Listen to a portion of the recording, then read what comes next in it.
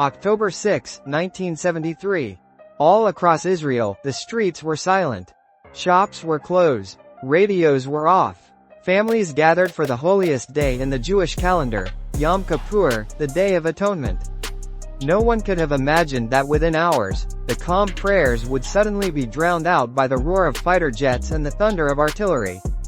Because at exactly 2 o'clock in the afternoon, Egypt and Syria launched a joint surprise attack, one that would shake the entire world. Under the leadership of Egypt's President Anwar Sadat and Syria's Hafez al-Assad, they planned a bold operation when Israel's defenses were at their weakest, on Yom Kippur, when nearly the entire nation was observing a day of fasting and prayer. That afternoon, Egyptian forces surged across the Suez Canal, overwhelming Israeli outposts in the Sinai Desert.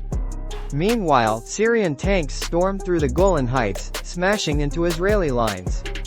In just hours, the myth of Israel's invincibility began to crack. Initially, Israeli forces were caught completely off guard.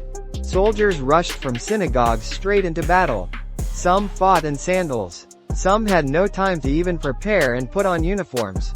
But Israel wasn't about to collapse. Within days, they mobilized hundreds of thousands of troops. American aid, codenamed Operation Nickel Grass, began delivering massive amounts of weapons and supplies. The war turned brutal. On the Sinai front, Israeli General Ariel Sharon led a daring counterattack, crossing the Suez Canal into Egyptian territory. In the north, Israeli tanks fought desperate, close-range battles against Syrian armor to recapture the Golan Heights. By the third week, the tide had turned. The Arab forces had made their point, but Israel had regained control.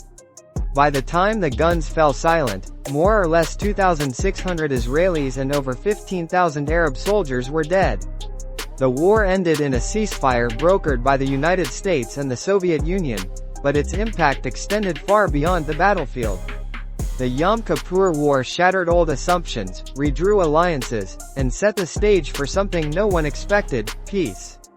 Just a few years later, in 1979, Egypt's Anwar Sadat and Israel's Menachem Begin signed the Camp David Accords, ending decades of hostility between the two nations.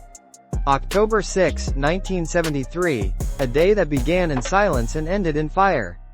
It was a war born from vengeance, but one that ultimately opened the door to diplomacy.